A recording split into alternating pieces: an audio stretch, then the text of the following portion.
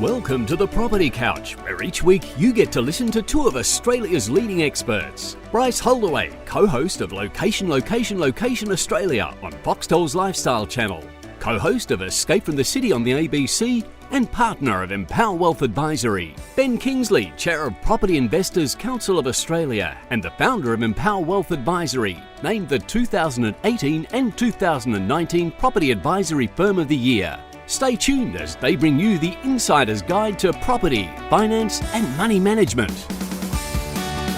All right, folks, welcome to the Property Couch podcast. Hello, Ben. How are you? G'day, mate. How are you going? I am super well. Fremantle two out of the last two, Ben. I was waiting for you to bring that up, but I thought I'd get the jump. Yeah, no, well, you're good form, mate. You took form into your second game, and now you got a little bit of confidence. The mojo. Send everyone over to the west. We can have a crowd over there, mate. See what life's like behind the steel curtain. So. Yes, and good game tonight too. Pies, Cats. I reckon it's going to be all right. So we'll see how we go. And I think there's going to be a crowd. I must admit I haven't been right on top of it, but I think there is going to be a crowd tonight. So that would be something unique.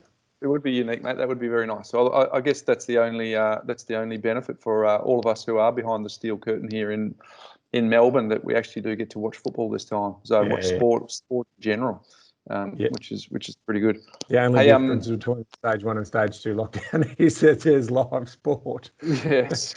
Yes, but we enjoy it. So thank you for the AFL for doing everything they can, and for the players and everyone to give us some light entertainment over the weekends.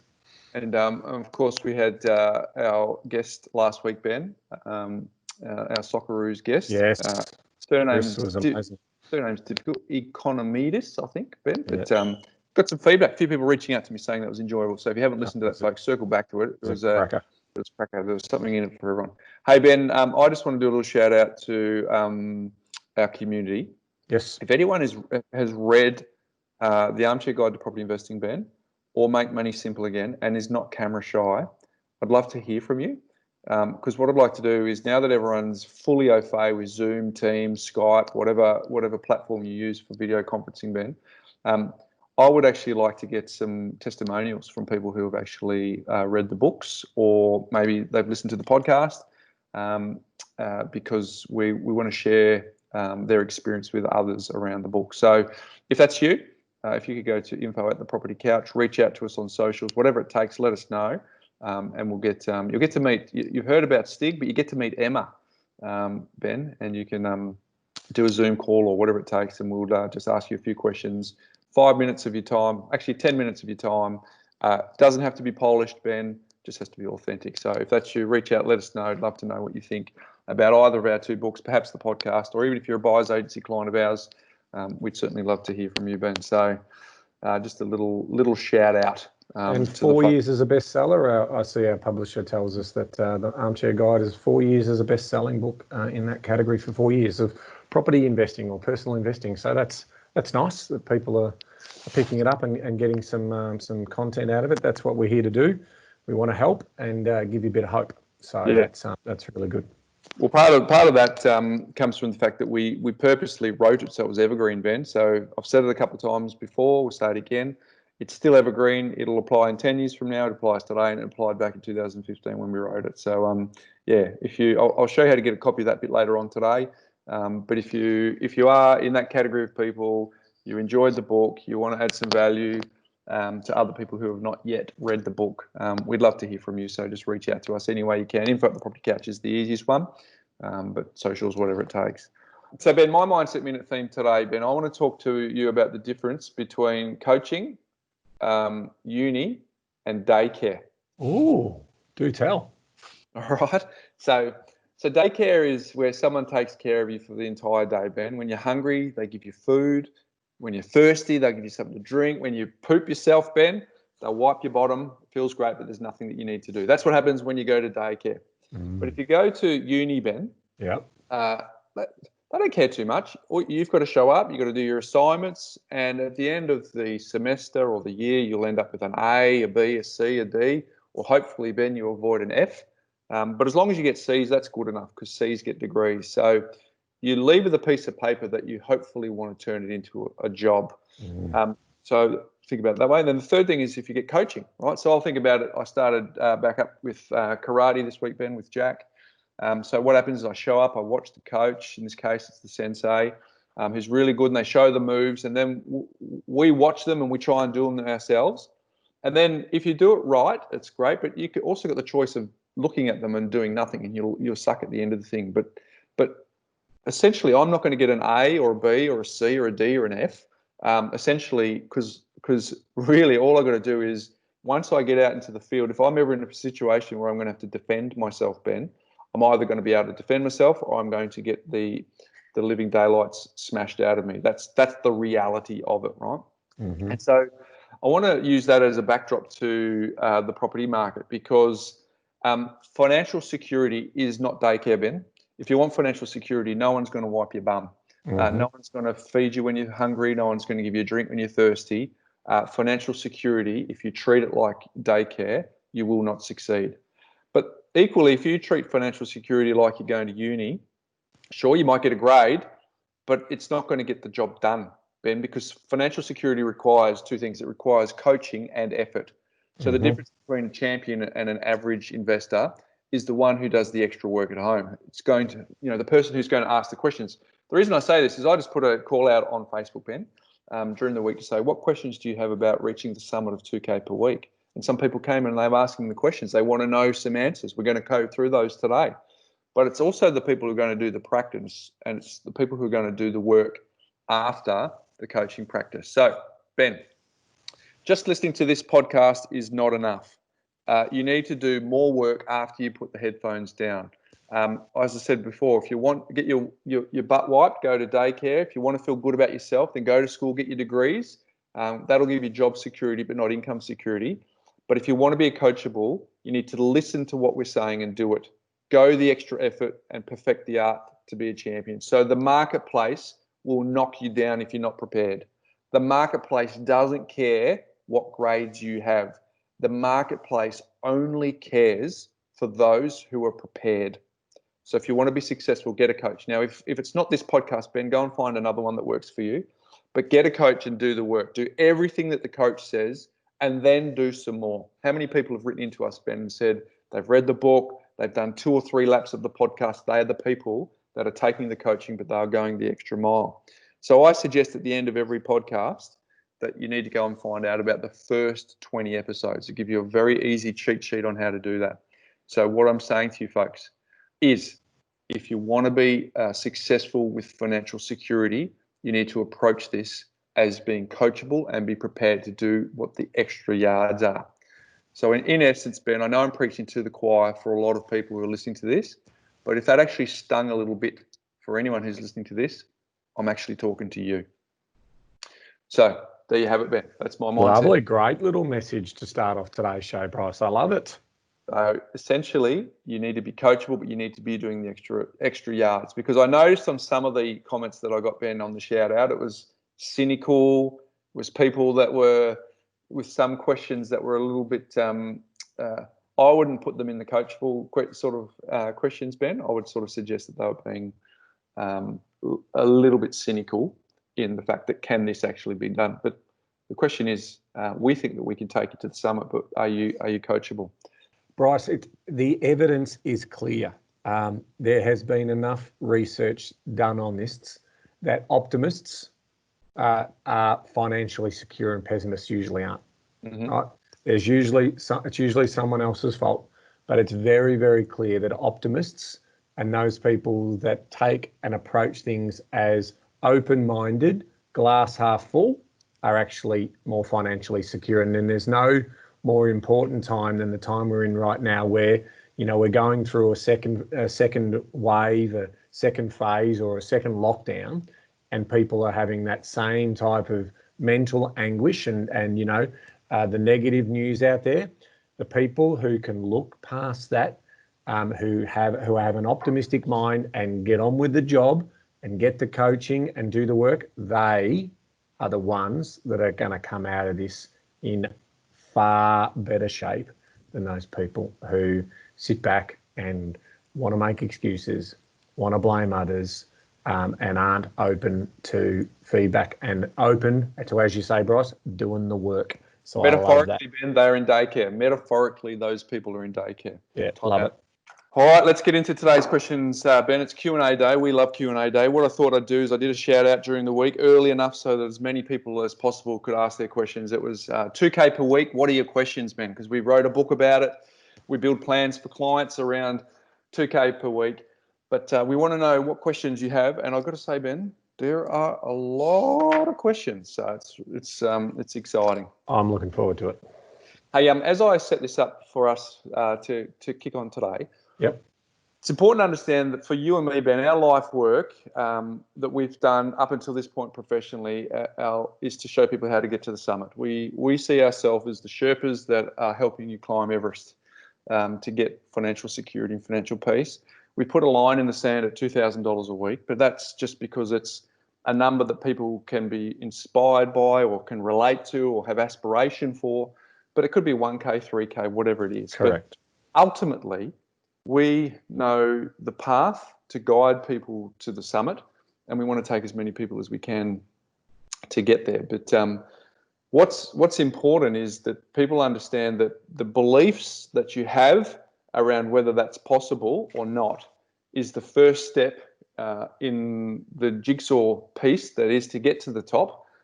Because if you have beliefs that get in the way, Ben, it doesn't matter what we say. The truth is, it does not matter what we do, what we say, the path that we light on the way to the summit, because if your beliefs are getting in the way, that's a challenge. So I want to preface that because there was no questions around belief, Ben, which would come as no surprise to you. No one says, have I got any derailing beliefs that are actually going to lead me off track? Because most people are quite keen to be set on a path to where they want to go. But I just wanted to preface this chat to say that if anywhere in your mind you think that it can't be done, you need to do some work on beliefs, because we know scores and scores and scores of people, Ben, ourselves included, that have already tread the path for this to be done, and there's no magic, there's no science, and the amount of people that it'd be interesting in your own experiences too, Ben, but have said once they get to the mountain, it isn't quite what they thought it would be. They actually built it up to be much more fireworks, some form of feeling that came from actually achieving it, because ultimately the people who actually achieve the money often have a view that when they get there, they go, I actually thought it would be a bit different to this. So if we can demystify it, break it down, understand that it's just a process of putting one foot in front of the other, following a path of someone who's been there before you, and we can break down all of the beliefs around money so that you can clear a path to get there. That is a really important start in this conversation, isn't it, Ben? It's an incredibly important point, Bryce, and it's something that we continue to keep coming back to around mindset, beliefs, habits, and setting up for that, because we all have certain behaviours that are usually behaviours, biases. We talk about money states, and our money belief system pretty much coming from our family and our parents, and watching in terms of how they operate and so forth. So what is interesting about these moments in time, Bryce, these uncertain moments in time, is there's a thing called you can potentially change some of those mindsets, right? What you can actually do is you have these moments where some people refer to them as mind states, and they go through a state of change because they haven't seen this before, and it's the decisions that they make where they can potentially change themselves. If everyone's in a normal status quo and they're surrounded by negative people, they will remain negative, right? But it's these types of moments where you can go through what we call mind state shifts, where you can say, this isn't for me. And you normally hear a lot about it from rags to riches stories where people go, that was it, I bottomed out completely and I needed to change my mindset. But really what they did is they went through a state of mind shift, and then they developed new mindsets around how they were going to take themselves forward and so forth. So I like that. We'll continue to keep working with people and helping them in that respect, in terms of having conversations in their minds around what that looks like for them. Because ultimately, we do want to be those guides, but at the end of the day, the hero in the journey is the listener, the community, the person who takes the action. It is not us. We are We're not the guide. We just are thrilled that people will take that pathway. And if we can help in some small way, it's well worth it for us. We get the joy out of that piece. We want to be Yoda, Ben, to everyone's Luke Skywalker. They are the person climbing the summit, and the Yoda is the person that's helping them along the way. So that's important, Ben, and I think you make a really, really good point. So, folks, if you are actually having patterns where you're repeating financial challenges, you keep on seeing regular things happen to you, you've got money and it disappears, you've got money and it disappears, you do something and it derails, there is a belief issue at play, and that belief issue needs to be assess. We've got a very good episode, Ben, from Julianne Cairns. She lives in Queenstown, New Zealand, and she's got 7 myths in her book, The Abundance Code, and you need to unpack those. They are the starting 7 myths. I recommend that as a great resource, but there's plenty out there, Ben. Yeah, the James Clear episode, that was also brilliant in terms of habits and those types of things. So James there you go. Feature in this episode, Ben. There we go. I didn't know that. In my life hack. So we will do that. So I just thought that'd be worth starting at the top end, because mindset we talk about, but beliefs we need you to get out of your own way. Okay, first question is from Mark Bradachich. Sorry if you can hear my dog coughing in the background, folks. Mark Bradachich, is it $2,000 clear of expenses? Ben, let's go straight to the top. This is a common question. You talk about $2,000 per week, Ben. Does that include the loan repayments? Does that include how much goes into my pocket, Ben? What about tax? Is that what does this mysterious $2,000 actually mean? All right. So from where we sit, Bryce, in terms of the actual formal work we do day in, day out for our clients, we have a simulator software that can measure cash flow movements every month of every year for the next 40, 50, 80, 100 years. And what we do, it factors in taxation, it factors in inflation or indexation, it factors in all of these things. And you can do one-off expenses, and you can do ongoing expenses, and you can do change of incomes, and you can do babies, and you can do increased living expenses, and you can do renovations, and you can do home improvements, you can do 25th wedding anniversary, anything you want to put in there in terms of we're measuring money in and money out, and we're extrapolating that over time. So when we do a $2,000 per week assessment, in some cases people might still have some residual debt as part of that. But what's actually happening in our simulations is this, that your income is turning off at that time. In other words, the income that you go to work to earn is stopping. So you are then reliant on any other form of income that you've got coming in, and that is obviously investment or nest egg income. In property sense, that's obviously the rent coming in. You might have some shares, there might be some superannuation mixed in. Whatever that looks like, that's basically all the income coming in. Now, what our claim is for $2,000 a week is effectively that $2,000 a week is paid to you as an income from your investments, and from the cash pot that you've got. So when we say, is it net of expenses? Well, here's the best part, Bryce. Mm-hmm. If you do have debt still in your model, then it will be in addition to that debt. If you're still owning the properties, which we expect you will be, because we like to try and build the model, the best looking model for us is retaining all the properties and retiring the debt out and living off that passive income. That is nirvana, but in some cases you might be a single person with no children. You don't need to have all of those properties. So in some cases there might be an exit strategy where we sell one down, or whatever that looks like over a period of time, so you can have a really enjoyable retirement. But if you retain those properties, not only does it cover any future ongoing interest costs, but it also factors in the ongoing holding costs of the property, which would also provision for renovations, tidy ups, improvements, maintenance on those properties to keep them in good lettable order. So that is clean money, Bryce. I mean, it's almost, because we pay it as effectively an income or an expense to the bucket of money that you've got, it's tax free, right? Because all of the tax is all being paid and covered. So if you've got all of that money coming in from that passive income, we're also factoring in that you're going to have to pay tax on that. And this is what we've always said to the government. Always said to the government that when your properties become positively geared or positive cash flow, then ultimately you'll be paying tax on that. And that's a good thing because the government has given you the opportunity to invest with gearing, and in some cases it may be negative to start with, and ultimately you will be paying that tax back and then some, in terms of, because you're also self-funding and you won't be a burden on the taxpayer as a self-funded retiree. There's the summary, Bros. I like it, Ben. So a couple of important points to add there, Ben. One is that the $2,000 per week is money that you have to fund a lifestyle, so lifestyle design, which typically, not always, but typically does not include making a mortgage repayment, because at the end of the journey, you'd ideally have paid off your home.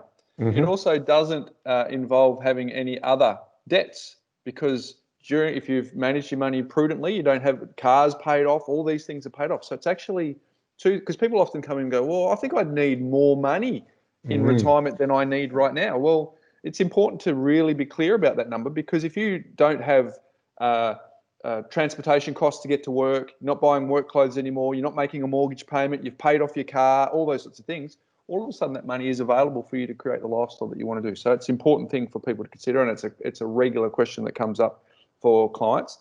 And two, Ben, often the question comes up is future value versus present value. So what we do know is that $1 in 2020 cannot buy as much as $1 could in 1980, Ben, and $1 in 2020 can buy more than what $1 can spend purchasing power in 2050. Yes. So for the avoidance of doubt, we do not ignore that.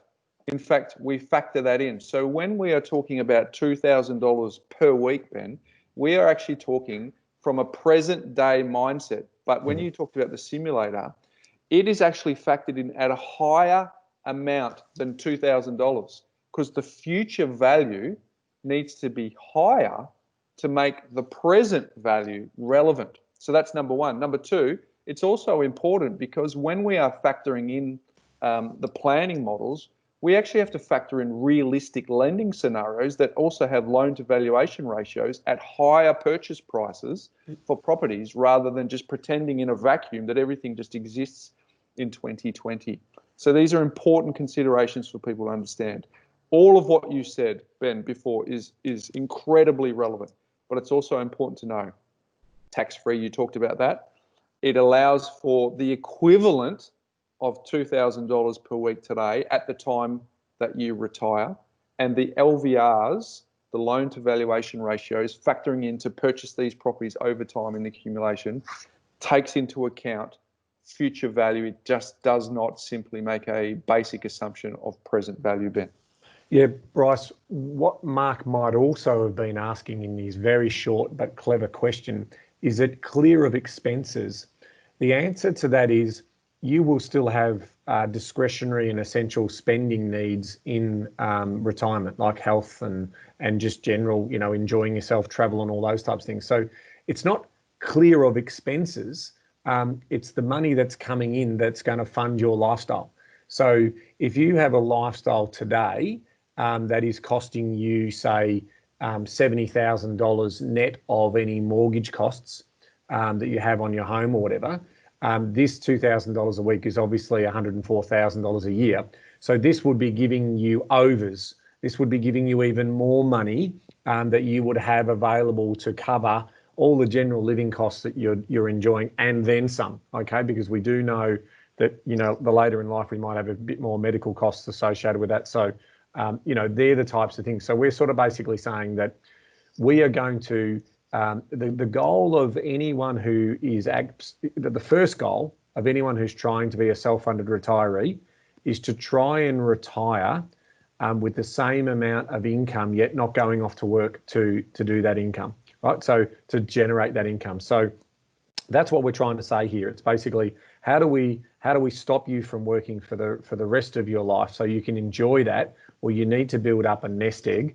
And obviously we have a clear bias towards residential property, existing residential property in good locations with sensible gearing that are stress tested by detailed cash flow analysis in the short, medium and long term to be able to execute on that. And that's basically how we position this story.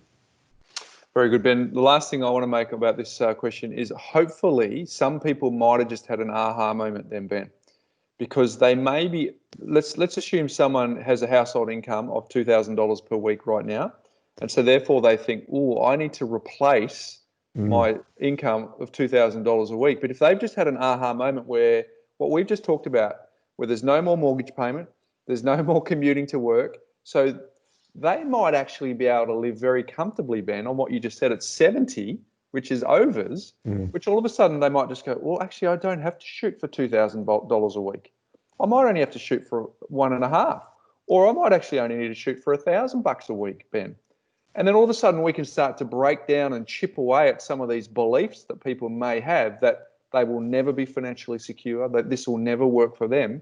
Because all of a sudden, if you go, well, if I only need $52,000, that's $1,000 a week. Actually, I could actually see that happening for myself. And then as you get through the process, you might actually find that you get a head of steam up, and you might actually achieve $2,000 a week, Ben. And Bryce, then it's maybe only 1 or 2 properties in addition to the compulsory super that you've been, and it's like, hey, that's achievable. What we don't want people to think it's got to be, 3, 4 or 5 properties to get to the 100,000. That's why it's different for every case, and it's unique to their circumstances. But I'm sure we're going to get questions on that as well. We are. Samantha Dean has asked this. Oh, thanks for the question, by the way, Mark. I think it was a good one to set things up, and hopefully we've provided some rails, what lanes we're driving in here, and obviously some boundaries around what does that 2K actually mean. So I think it was a really good question. Hey, Samantha Dean's asked this question. How many properties?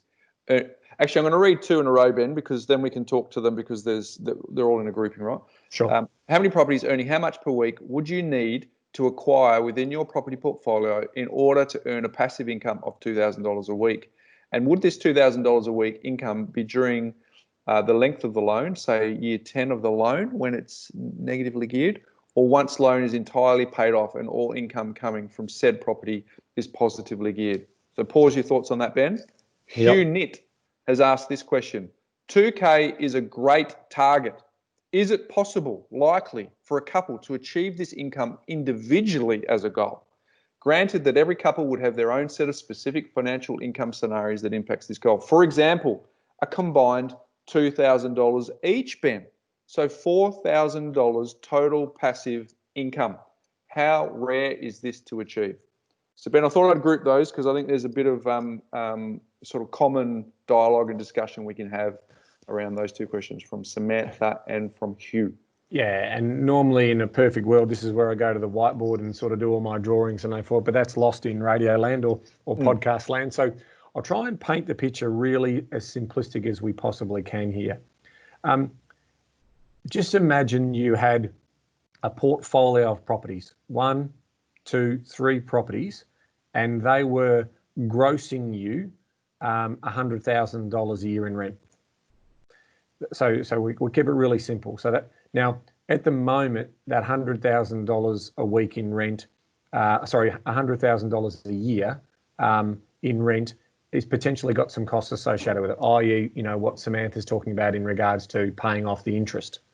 So what you've got to look at doing is you've got to look at, as I build 1 property, 2 properties, 3 properties, what's the total gross income that I'm getting from those properties, assuming that over time also that rents will go up over time, and then whatever your costs are for holding those properties. Now, over time, the goal is to build up offset funds, which reduce the amount of interest that you pay and eventually retire the debt. And then all of a sudden, your properties are then net of any interest cost, which is the biggest cost that you're holding. We still want you to provision for, as we said earlier, maintenance and upkeep and general expenses, and paying your property manager and so forth.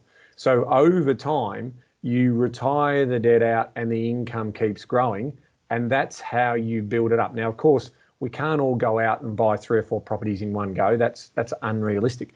So the idea that it takes a period of time and you do it slowly is all about, okay, that first property I got has a $20,000 income base. That second property that I've got has a $20,000 income base. That third property that I've got, and in some cases, people are fortunate to buy properties that have a $30,000 income base to start with, or a $40,000 income base to start with. And that's all relative to their personal circumstances and being able to hold that investment property over the short, medium and longer term.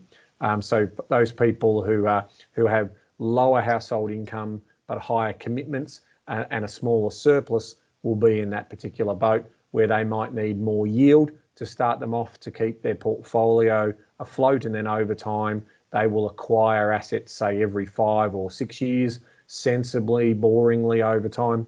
But those people who are in a better position, where they've got maybe stronger household incomes, more borrowing power, they can potentially move that from every 3 to 5 years into every sort of 18 to 24 months for that aggressive accumulation phase based on their risk profiles and so forth, and they can build that up quicker. So there is definitely opportunity here, but what we're saying is, when you think about it, that was just the property portfolio. When you also add in the income that's going to come from your super and any other investments that you may have undertaken, it's the combination of all those that we're working towards. We're not saying that it just has to be property that is going to be your only income source in retirement. That's not possible, because superannuation is compulsory. That's why it's called compulsory superannuation. So it's a combination of that money and how you treat that money in retirement that will, coming back to Mark's point, is the $2,000 that you are going to pay yourself to have that lifestyle whilst all that other money is coming into your pot. That's what we're talking about here. And in some cases, such as the second question, they're saying, could it be 4,000? The answer to that is, that really does depend on a couple of things, and that is in relation to how much discretionary spending you're doing now and how much surplus you've got now, because it's that surplus and the borrowing power that's allowing us to leverage an accelerated strategy. So that is important. Not everyone's going to be able to get to $4,000 per week, because they may not have that surplus to start with, because they wanted to have families and so forth. So all of those things are costs, but it's about living your purposeful life. Don't worry about what other people are doing, what's important to you based on your personal goals and your personal values. But it is plausible that you can get yourself to a situation where you could achieve that, but there's also a bit more risk associated with that as well. So that's why we keep it relatively simple and what we would consider low to moderate risk. There is still moderate risk in there because you're taking on debt, but we also want to buy assets that we think are in good locations, that are at low risk of going backwards, but have a high probability of going forward over 10, 15, 20, 25 years, Bryce. Very good point, Ben, because there's a couple of things to add there, isn't there? That lending is harder in the 2020s than it was in the 2010s, than it was in the 90s. So getting the funding is the difficult part. And as you said it, we wanted to get rich slow, but just to give people a mental anchor, for someone who wants $2K a week, they need $2.5 million worth of income producing assets outside of the family home. Assuming that was fully paid off, returning 4% per annum, just from the property. Obviously, we talked about super as well, contributing to that. But just to give them a mental anchor, Ben, if you feel that you're in a position to get a net position of 2.5 M, that's going to give you the 2K. But if you feel like you're resourced, you have the discipline, you have the risk tolerance to get you 5 million net in your portfolio at 4%, that'll give you the 4K. So just so you know what it actually means, because we all have aspiration to have as much as possible, Ben. Well, not all of us, that was a big statement, but we'd all love to design the best life that we can and obviously fund it with as much cash flow as possible. But just so that people know that lending's tougher, we are get rich slow, and for a lot of people, taking on 5 to 8 properties is uncomfortable. But if someone can see that it can be done between 2 and 4, sometimes 5, more and more people can start to go, well, I can actually see that working for me. I can see that actually could happen for me. So the answer, you answered it very well. It depends, and it depends on a couple of things.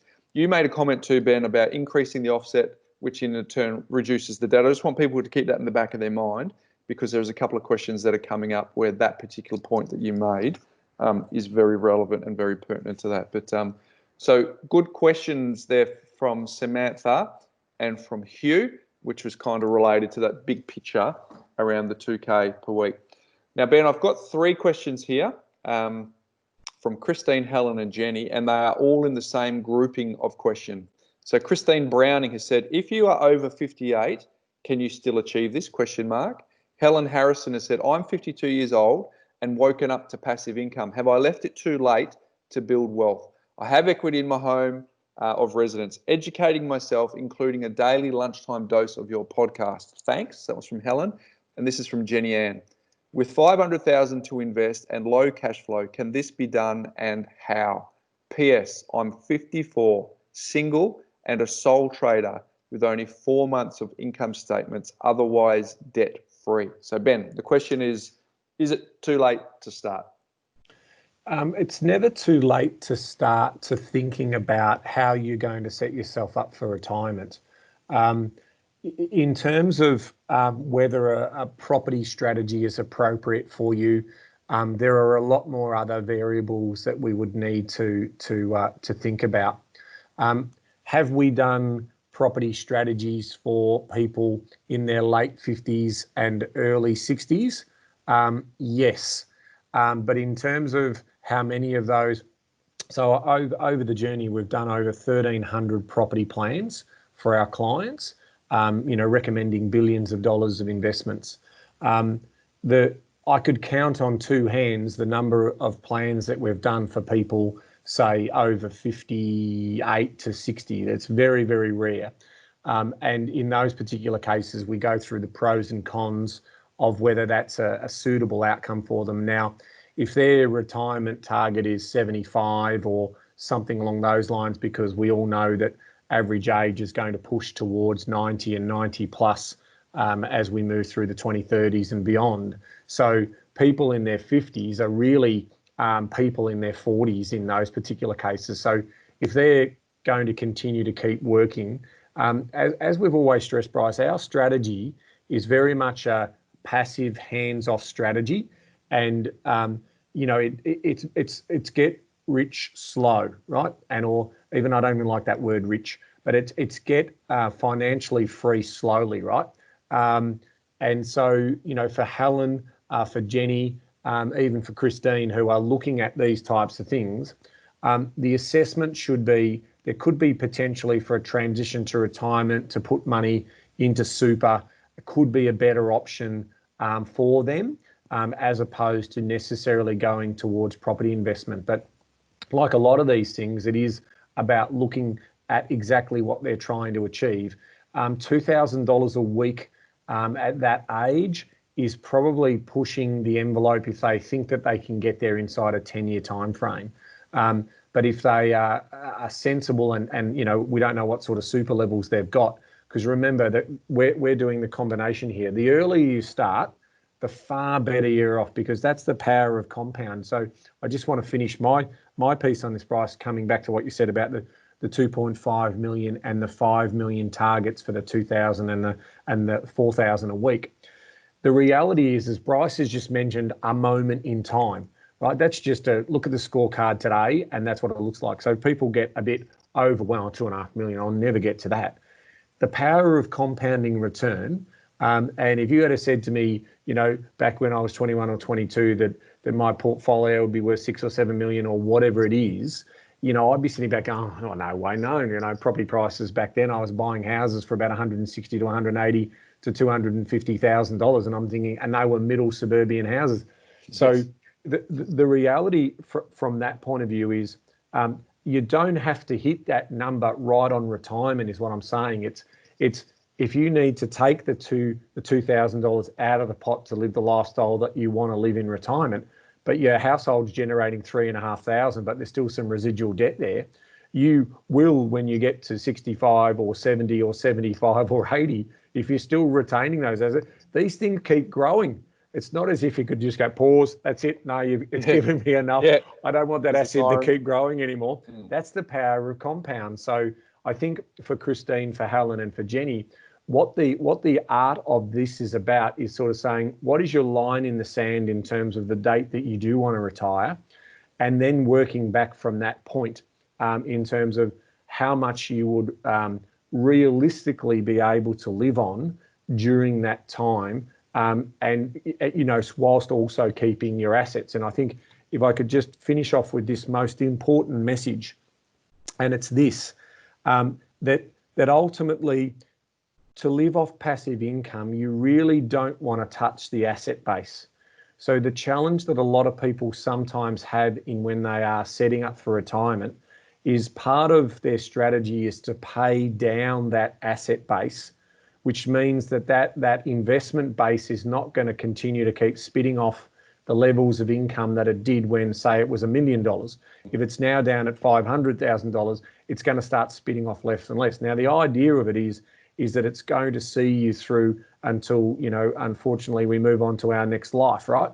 So that's what its goal is. And that's why even with compulsory super, when you turn into pension phase, the government forces you to pay down that portion as opposed to take a pension or to do that, because it's only fair that, the idea for those people who aren't financially free in retirement or, financially self-funded, the idea is that it's meant to use those assets to live until death, not necessarily pass them on as legacy pieces. And so it's really just important to understand that your assets, your well-positioned assets and well-invested assets will hopefully keep growing. Bearing in mind, we do have times where, stock markets crash, property prices go flat or stagnate or go into slight reverse. And that's also got to be part of your thinking for those people who are in their 50s, who have just woken up to this idea that investing in property is going to be their savior. It should be part of the conversation, but it should be part of a case-by-case conversation because ultimately it is around what you're going to feel most comfortable with. And in a lot of cases, debt may be taken on. In Jenny's case, at $500,000 to invest with low cash flow, that again would be I think that's a broader conversation that I would have with a team of a financial planner and a property expert in the room, and you'd look at pros and cons of each, and then you would be informed, Jenny, and then you'd make an informed decision in terms of what it is that you actually need. Because coming back to Bryce's earlier point, it may not be 2,000. It may be a single person, as you say, if 100,000's really for a couple household, maybe only 60 or 70 is enough for a single household, and all of a sudden you've got a target of when you're going to retire, and then you work back from that and you see how much money you're going to have available to you. That's important because our plans also don't factor in taking any age pension. Everything we do in our models is all about your money and no government assistance in retirement. Very good. So Ben, and also with Jenny's question too, you touched on it, but it becomes a lending challenge as well, because being able to get access to the lending. Hey, I'm 45, Ben. I've been investing for 20 years, so I do not know the feeling that these three listeners are experiencing around being in their 50s and wanting to start. So I don't know what it feels like, but I think I can understand. But I think there is one thing worse than what they're feeling right now, and I've seen it a lot, Ben, and that's where in order to pacify that feeling, people bet the farm. They go red or black. Yeah, I've seen it a lot where people go, I've got a bit of time to catch up, so therefore I'm going to really ramp up my risk profile in order to try and do that red or black strategy. I cannot discourage that anymore. But what I would do is I would make sure that you double down on money smart so that you make every dollar count. I would take quality advice, as Ben said, around where the property or some other alternative is a better option. But I would resist the temptation, Ben, to bet the farm and hope that you can make up some of that time. because I have not seen that strategy come off. But I have seen people lose significant relationships. I've seen people lose significant amounts of their health. I've seen people who keep one eye open at night when they're asleep. I've seen nothing but negativity from that strategy. So I just want to help and encourage people to resist the red or black strategy, Ben. All right, so thank you for those questions, Christine, Helen, and Jenny. Hopefully some people may be able to get some real benefit out of those questions. Hey, Ben, I've got another grouping here. It's about lending. So this one's from, Sabrina Gajnabi and Benjamin Tuxford. They've said almost word for word. Actually, it is word for word. One spelt savvy with one V and one spelt savvy with two Vs, and I don't know which one's right. I think it's two. I think it's two Vs. Double V. But we've got Michael Savvy in our business, which spells it with one V. So what is the best way to find an investment savvy mortgage broker? All right, folks, we're going to have two parts to this answer. One, we at Empower Wealth are an investment savvy mortgage broker. If that's been hinted too much throughout 295 episodes, for the avoidance of doubt, we are an investment savvy mortgage broker. We've got an elite team we're very proud of. If you need help, we can help you. However, if that is a conflict from us being your coach, you don't want to see that as a conflict position and you want to use someone else, here's what you need to look for, Ben. One, first of all, you need to make sure they actually putting together deals for investors regularly. So by that, I mean they're not a mortgage broker who typically does owner-occupied one-offs and at best does the occasional investor, at worst doesn't really do investors.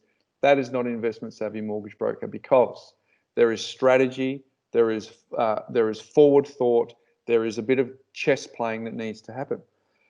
If they are someone who can demonstrate to you on a whiteboard how to set up what you're trying to do and explain to you in a way that helps you understand how to buy multiple properties, how the LVR works, why you should consider lender's mortgage insurance and why you shouldn't consider lender's mortgage insurance, when it's a good idea to use it, when it's a good idea to avoid it, and they have actually got runs on the board to suggest that they actually can do this for you. Those are the sorts of questions that you want to be asking your mortgage broker. But what I would say is beware going directly to the bank, because we've said this many times throughout the history of our podcast, but we'll just double down on the first principle here, that the bank will only offer you the best product that they've got, and they won't necessarily. Some people within banks will do this, so I'm not generalizing the specifics, but as a general business principle, they will typically want to give you only the product they've got, and they won't necessarily suggest the bigger picture of helping you set up property 2 and property 3. Ben. Oh, look, yes, I'm incredibly proud of our brokerage, Bryce. It's a national award-winning business, winning customer service awards and innovation awards and all alike. So incredibly proud. Ben. Fun fact, Empower Wealth originally started as a mortgage broking business. It did, Bryce. Yes, that was my original qualification in terms of. Chris Bowen referenced you, that mortgage broker, at the National Press Club breakfast. So yeah. Yes, the lead story on the Fin Review of that day when we were debating negative gearing. That mortgage broker, that was you. But I also want to let people know that through COVID, there's been a lot of changes that have been happening around digital identification and digital processing of mortgages. So we are seeing more and more banks and lenders adopt what we call a DocuSign is one of the brand names out there, but effectively it's an encrypted signature that has been in terms of residential space and alike been tested in court and holds up. Some of the commercial wet signature stuff not yet, but certainly in residential land and in standard agreements, these digital signatures will become more and more prevalent in a court of law and validate contracts. So we're seeing mortgage contracts now being able to be issued with digital signatures. We're seeing identification programs which are getting better around because it's part of the KYC, know your client requirements under those types of things. So what does that mean? Well, for many, many years, Bryce, we've been handling people from overseas. We've been We handle people all around Australia. We sort of submit around 50 million a month in lending at the moment. So you can sort of understand that whereas in the past a lot of people wanted to have a face-to-face meeting, in this COVID world, we're seeing less of that. I mean, we've got an office down here that normally has 47 people in it that has 2 people in it at the moment. So that gives you an idea that what's happening in Melbourne. So more and more people are getting more and more comfortable now that they're using the Teams and Zoom and all of these video conferencing tools to be in the comfort of their own home and getting that advice in their own home, and then transacting through encryption of supporting documents and all of those movements, and uploading documents onto platforms that are encrypted, and that is getting better and better. So what we have noticed through COVID is the digital age is really moving quickly into mortgages. We've already seen it, and a year ago we had Pixa on the podcast, that is the digital conveyancing that's going on. So we're catching up to what's happening in the UK, where all titles are digital over there. So the world is moving digital. And so if you're thinking that, well, I live in Darwin, I think my favourite one is we had a couple out in regional Northern Territory, a couple of nurses who were looking after the Indigenous community out there, who did a plan with us, did them all remotely. And my favourite story about that is once I was talking to them and they're like, "Oh, there's a storm coming through at the moment." So they had this big tropical storm that was coming through, and so there's a bit of lightning, and so the internet wasn't super reliable for that particular meeting. So we had to pause, and then 30 minutes later the storm had passed, and we were able to get back onto internet and talk to them. But that's the world we live in today, and so you don't have to have, your expert doesn't have to be in your suburb. Your expert can be anywhere in the country, and what Bryce was saying there, your coach can be anywhere in the country. So if you want to work with the best mortgage brokers and they're not in your state, that's not a problem. You can do your research, do your homework, see what they've done, listen to the feedback, and make an informed decision. Interview a couple of them, get a feeling for them. Ultimately, they are problem solvers. They should be able to do strategy and structure. They should be able to thinking, 1 or 2 deals ahead, and they should be able to give you all of the right answers that you're looking for as part of your investment property strategy. And that's what we say, and that's why we tag them investment savvy mortgage brokers. And there's plenty of them around the country. So do your homework, and the ones who specialise in it, potentially your best suitors to build up in your A team of professional advisors and coaches, as Bryce has mentioned earlier today. Yeah, it's a difference between getting a borrowing capacity and a lending strategy, Ben. Yeah, so exactly. An investment savvy mortgage broker will give you the latter. Someone who's not will probably give you the former. So there you go. Hey, got a couple of questions related to borrowing here, Ben. So at what stage do you go principal and interest to try and retire the debt? That's from Angus O'Loughlin.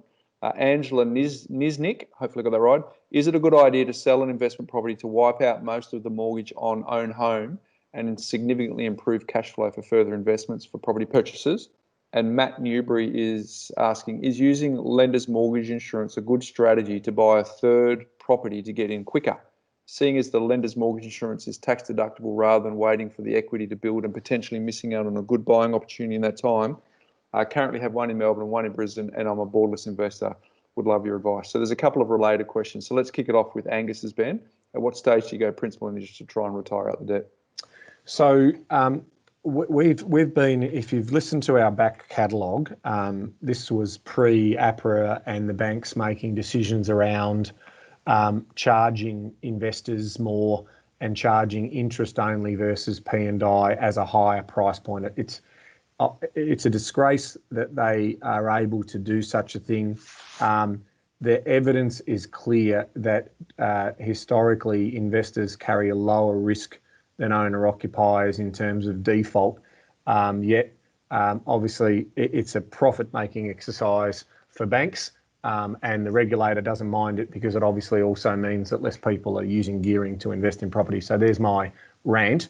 So coming back to that point, if your owner-occupied property is paid off, and I'm happy for owner-occupiers to be on P&I today if you need to be, but in some cases, interest only still can be advantageous because it gives you greater surplus.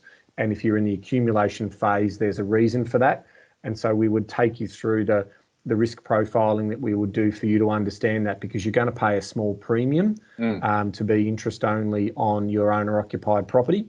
But you get liquidity in return. Yeah, you do. You get liquidity in return, which can obviously build out greater wealth. I think that's well summarised, Bryce, as to my ramblings. In terms of going to P&I, yeah, look, if we finish the accumulation phase and we can sustain a P&I program, then it's okay to do that.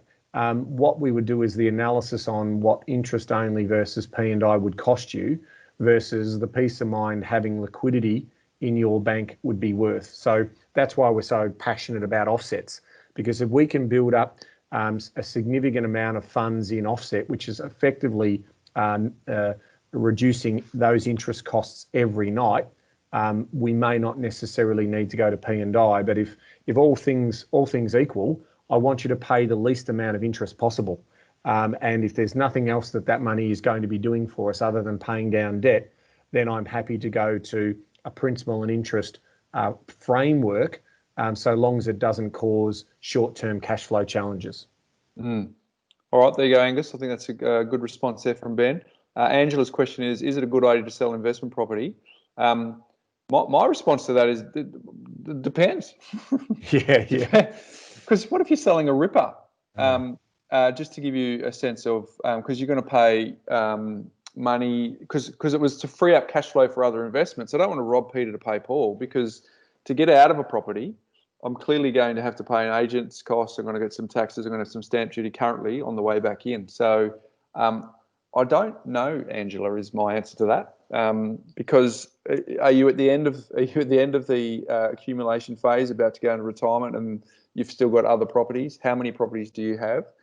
You said that you want further investments for property purchases. So I just want to be careful not to cut off your nose to spite your face, because if you're selling properties to free up cash flow to buy more properties, that's a circular reference. But the only difference is you've just added layers of cost in that process.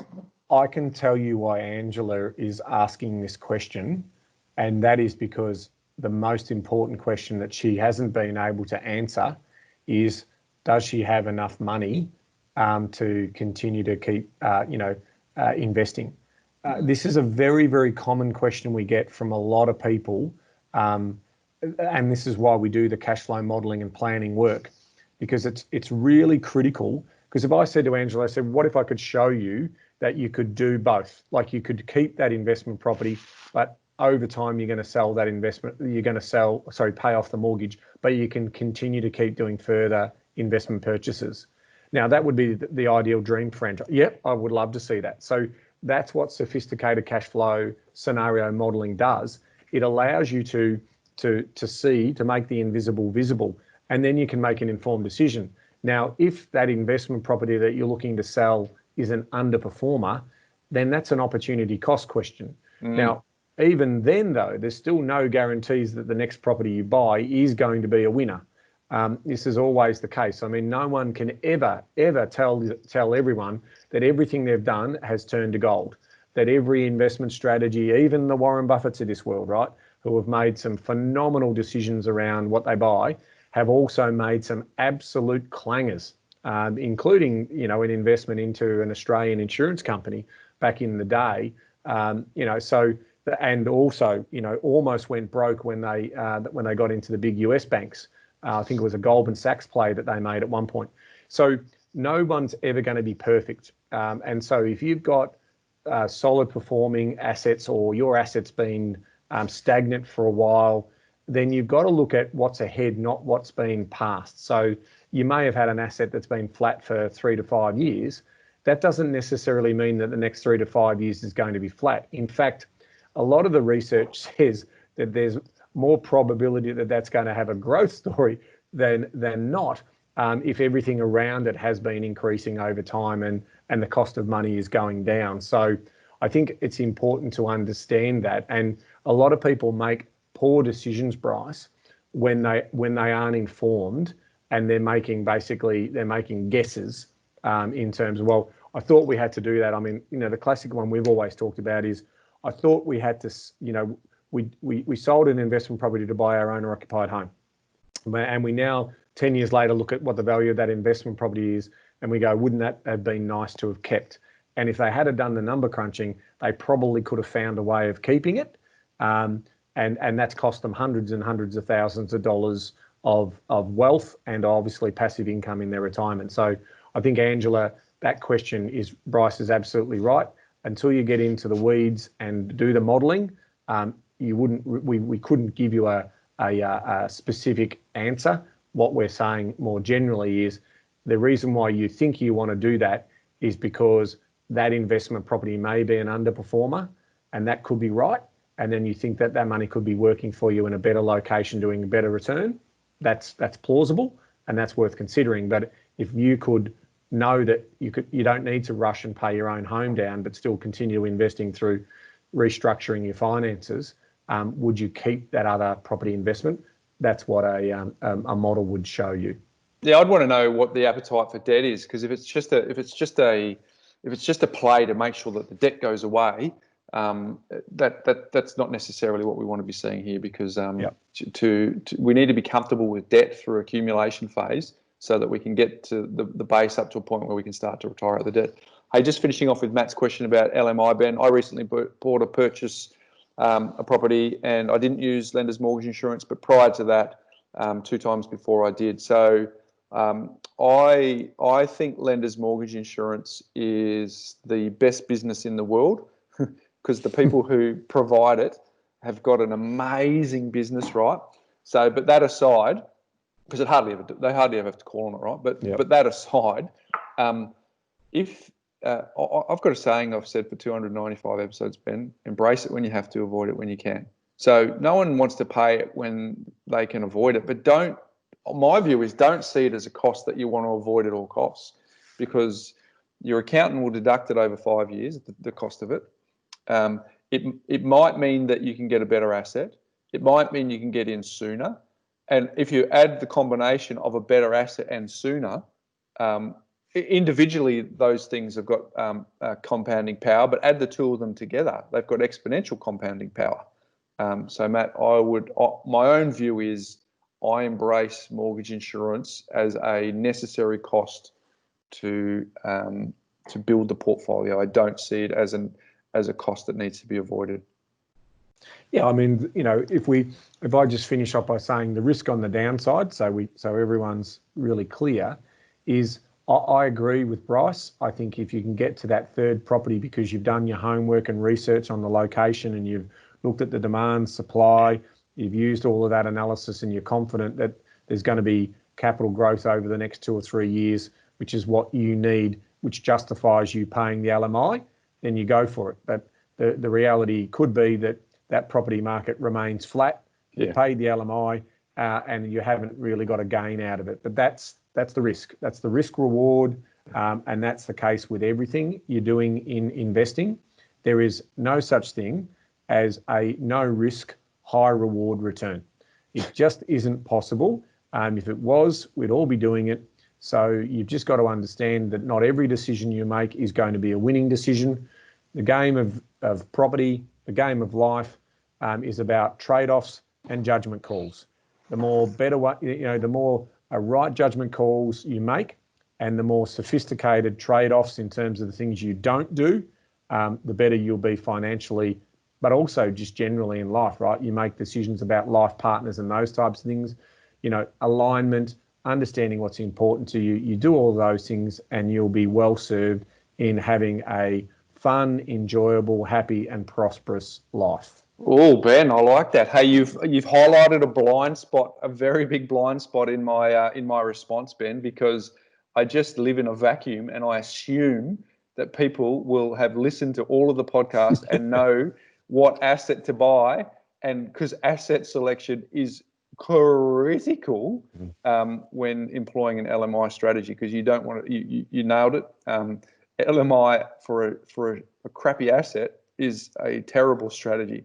So, but of course, I'm making a very broad assumption that you will buy an investment grade property not a investment stock property. So well picked up, Ben.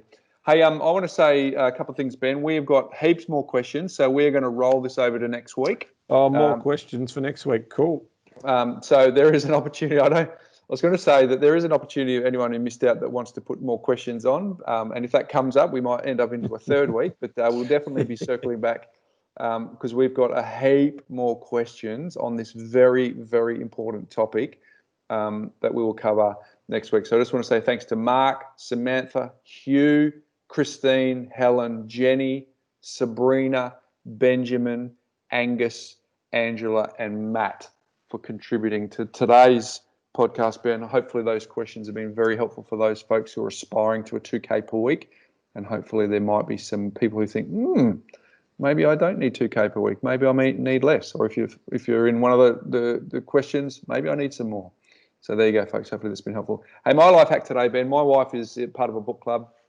And the book that they are studying at the moment is James Clear's Atomic Habits. So I said to Andrea, do you want to do a little life hack here? Do you just want to listen to our podcast? And she goes, I have to listen to you all the time, Bryce. Why would I actively choose to listen to you on a podcast? So that's some good feedback, very humbling. So James Clear's Atomic Habits on page 162 of the book talks about the 2-minute rule, Ben, and I loved it, right?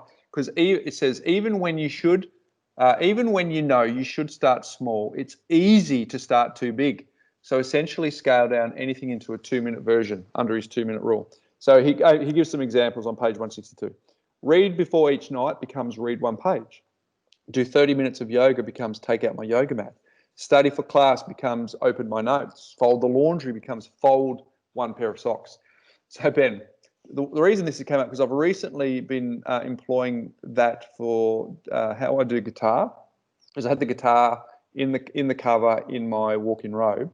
So now I've taken it out of the cover. I've put it on the stand. It's now in my home office so that I can pick it up and play the chords and practice a bit more, which is great.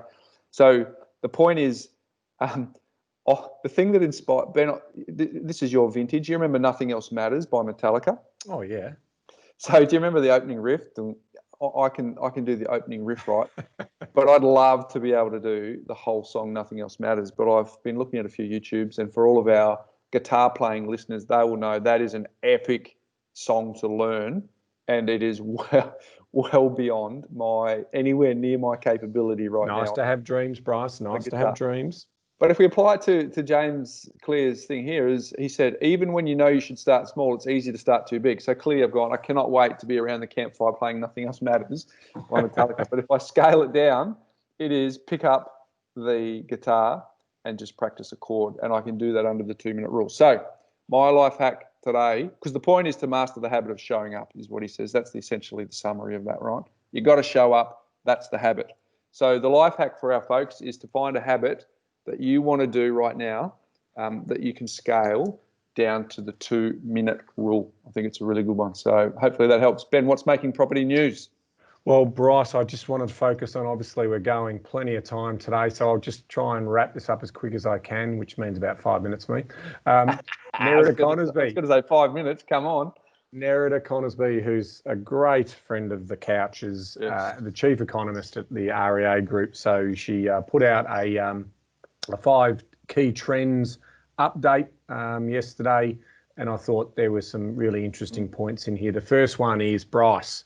Yes. Buyers still active as seller activity trends upwards. Now, this was talking about, what had been happening up until sort of the end of July.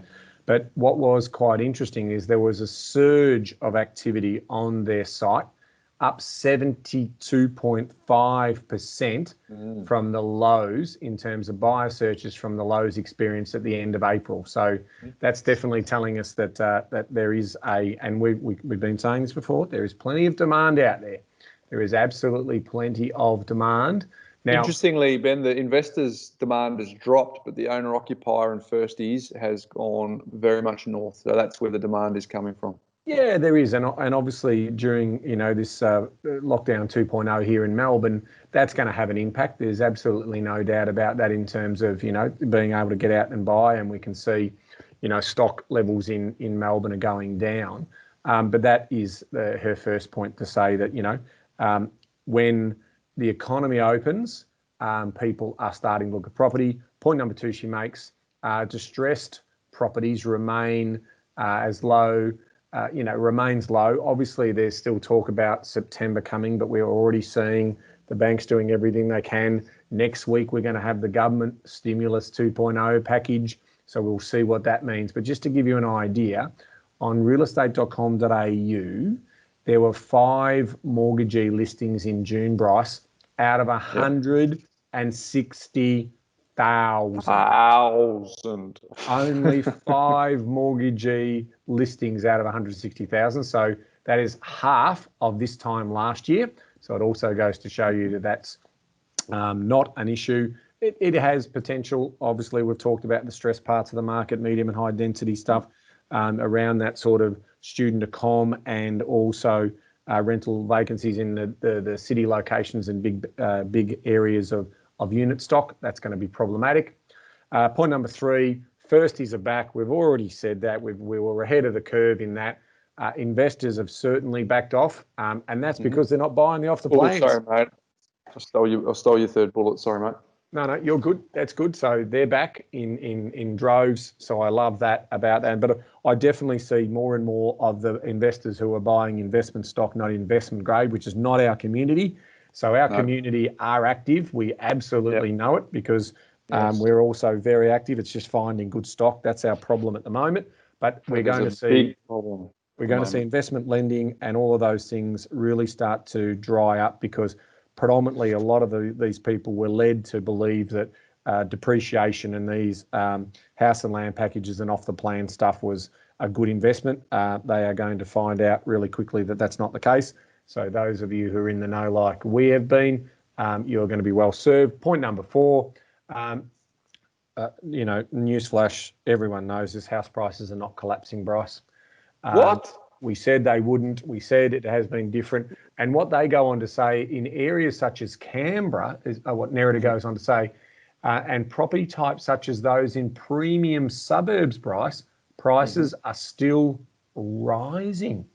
Wow, imagine a stable bank sector, lots of government stimulus, for lack of properties to buy and a lack of alternative investments are just some of the reasons why this is the case. So demand is holding up and we love it. And finally, we did say this is a trend, and this is what we've got to keep an eye on, is that the Melbourne lockdown is potentially risky for that recovery, and we're seeing that showing up in sentiment, that it's just made everyone a little bit more on edge around the COVID spread. That's understandable.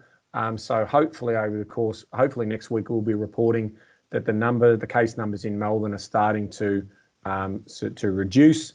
And if we're starting to see that, hopefully people will say, well, now we know what we need to do to restrict the spread of the virus, and we can start to have more understanding of that. And when we have understanding, our calm comes back and our optimism comes back. So a nice little article there of the top 5 things that Nerida Conisby's seeing.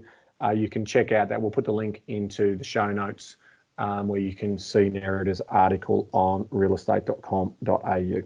Yep, she's an A-grader. We love her. She's a big friend of the couch. So very good there, Ben. So, mate, a big episode, hopefully an insightful episode, and giving people a reset on, we think the 2020s will be arguably the best decade to set yourself up for financial prosperity using property, given the unprecedented amount of people that will land in this country in this decade. Admittedly, Ben, the start of the decade has had a little bit of a there's a bit of a steel curtain at the borders. People, yep. For people, or just at the airports for these international arrivals. But it's still not going to lose the aspiration for those people wanting to come to this great country.